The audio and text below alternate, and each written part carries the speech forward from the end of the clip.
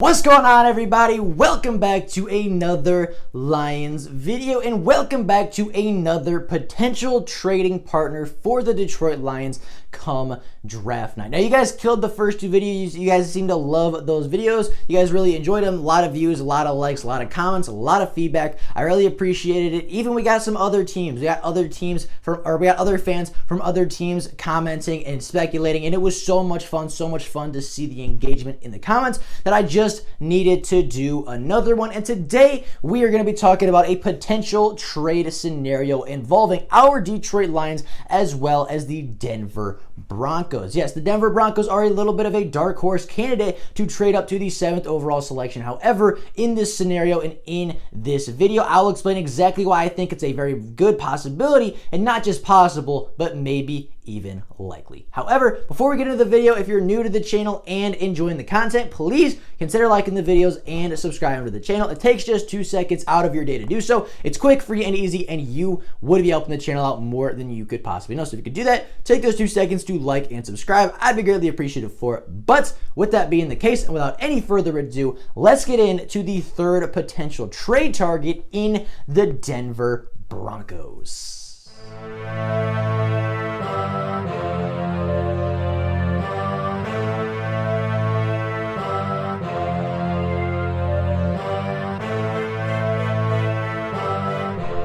Now, it is no secret that the Denver Broncos are looking to change things up at quarterback. When Matthew Stafford was on the trade market, the Denver Broncos actually offered up their 9th overall pick in order to acquire the veteran quarterback. Now, of course, the Lions ended up not taking that deal. The deal was far worse than what we got from the Los Angeles Rams. However, the fact that they actually offered their 9th overall selection in this year's class for a 32-year-old quarterback tells me that they are very willing and very likely to select a quarterback, or really willing and really wanting of a new starting quarterback in Denver. Now, with the Lions being very open, very vocal about the fact that they want a quarterback, whether it be a smokescreen or not, could cause the Denver Broncos to panic and could cause the Denver Broncos to want to move up just to make sure that the Detroit Lions do not take their guy.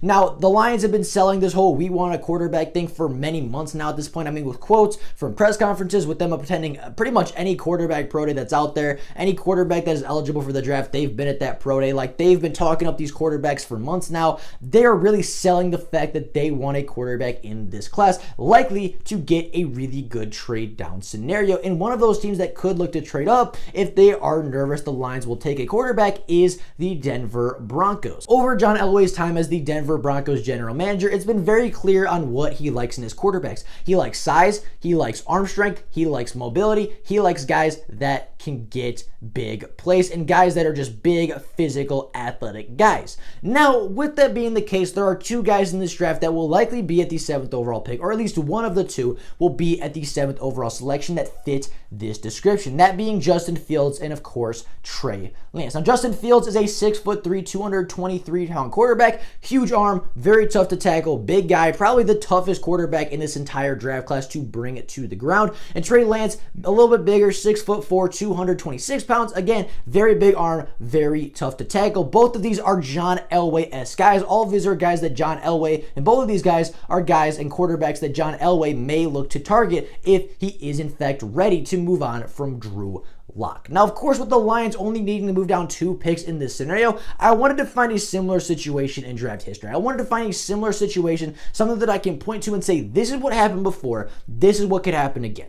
Now, this situation, moving up 2 spots, moving up within the top 10 for a top quarterback prospect for a team that needs a quarterback, reminded me of the Chicago Bears in 2017. In 2017, the Chicago Bears traded up from the 3rd overall pick to the 2nd overall pick. Now, in doing so, they gave up their 3rd overall pick. They gave up their 1st round pick in the draft, which you would be very expected of them, of course. They then gave up their 67th overall pick, their 3rd round pick in that draft, the 111th pick in that draft, their 4th round pick, as well as a 3rd round pick for the 2018 class, just to move up 1 spot with the 49ers, who honestly, even on draft night, did not seem very threatening to take a quarterback. Now, this shows me, and this tells me, and this tells everybody, that teams are willing to move up for their guy. teams are willing to move up if they believe a quarterback is a franchise guy, if they believe that the quarterback on the board is a guy that can help them win a Super Bowl, a quarterback that can help them get to the promised land or get back to the playoff race at the minimum. They're going to give up a lot to get him. They're going to give up a lot to make sure and secure that their guy is on their team. Now, this could be a situation that plays out within the Denver Broncos organization. If they fall in love with Trey Lance, if they fall in love with Justin Fields, and they are 2 picks away with an idea or with even a thought, a doubt that the Lions may be taking a quarterback with the 7th overall selection, they could look to pull the trigger in a very similar scenario. Now, the Denver Broncos currently hold 9 picks in this year's NFL draft, holding pick 9, pick 40, pick 71, 114, 152, 191, 237, 239, as well as the 253rd pick, along with all 7 picks in their 2022 class. So they have a lot of capital if they're willing to move up. And of course, they have very similar capital actually to what we saw the Bears trade away in that 2017 class. Now, if the Denver Broncos do fall in love with a quarterback, I think they are not going to hesitate to pull the trigger. If there's any doubt in their mind, if there's any doubt that the Lions may take a quarterback or any threat that somebody else may trade up with Detroit to take that last big name quarterback, and the Denver Broncos want him, they're going to pull the trigger and they are going to give up a lot. I think at the minimum, you see a very similar trade to what you saw in Chicago. Of course, moving up 2 spots from 9 to 7, you can see the Denver Broncos trade the 9th pick, their 71st pick, their 114th pick, as well as their 2022 third round pick in order to acquire the 7th pick and jump up 2 spots ahead of Carolina and of course ahead of Detroit. Now, with that being the case, if this scenario were to go through, the Detroit Lions would still be in a very good position to get a top player on the board. They'd still be in prime position for Rashawn Slater. They'd still be in prime position for a Devontae Smith. They'd be in prime position for maybe even a Kyle Pitts if he somehow falls, and of course Jalen Waddle as well. Or of course, sitting at the 9th overall spot with so many top talents still left on the board, they could look to trade down yet again, make a second drop in the NFL draft and acquire even more capital while still staying relatively high, potentially staying in the high to mid teens. Now, with that being the case, if this trade were to go through, they would also hold the 71st and the 114th pick. We've talked about the 71 range. We've talked about the 71st overall pick before. That's kind of your ideal range for maybe an Amon-Ra St. Brown, an Amari Rodgers, a Dylan Moses, or a Jamar Johnson. All of these guys could be really big impact players day one. Guys that won't be necessarily stars day one, won't necessarily walk in and be superstars, may not have the ceiling of a Jamar Chase, maybe not be the best linebacker or safety from the class, but guys nonetheless that can come in, be very good role players, potentially starters by the end of the year, and guys that pick 71 that could be huge role players and have huge impacts for this Lions team. Now, at the 114th pick, this is a pick that actually holds a lot of value, and I was actually surprised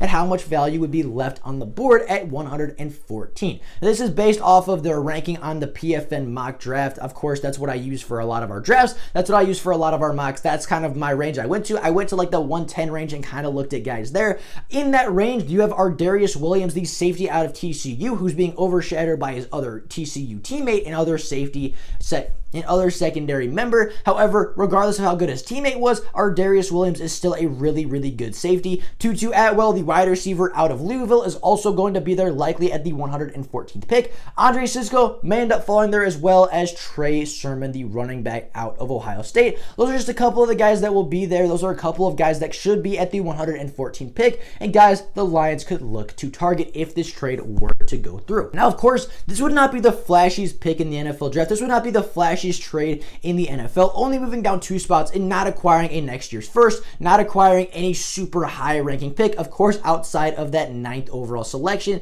Only dropping down 2 spots would be, I think a lot of Lions fans may not be super happy about it. A lot of Lions fans may not be super excited about just dropping 2 spots and acquiring, a third, 2/3 maybe, and a 4th round pick. However, I do think this could be really beneficial. I do think you can get 2, if not 3 starters this year out of those 3 picks. Of course, depending on where you go at 114 and 71. Number 9 should be a guaranteed bona fide starter day 1. And then, of course, next year you have an extra 3rd round pick to go on top of your 2 first, to go on top of all the compensatory picks that you are going to receive from Galladay and Jones and Davis Davis and all the guys that left the building, you're going to get a bunch of picks next year. You're going to get a couple third-round picks with compensatory picks. You're going to have 2 first-round picks at the minimum. I mean, you're going to have a lot of caliber. You're going to have a lot of ammunition next year in the draft, and getting that extra third-round pick could potentially be moved, or could potentially be used to trade up again, could be potentially moved to trade back into this year's class. There's a lot of ways the Lions could go with it. There's a lot of ways the Lions could look to move if this trade were to occur.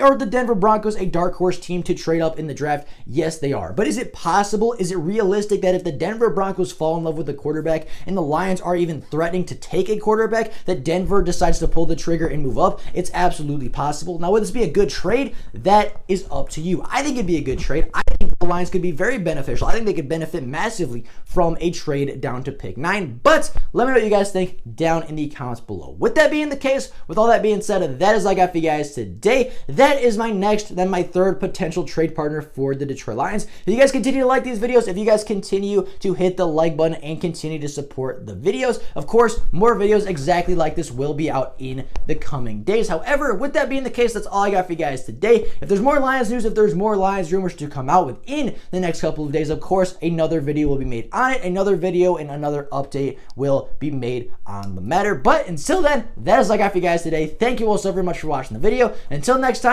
and as always, go Lions!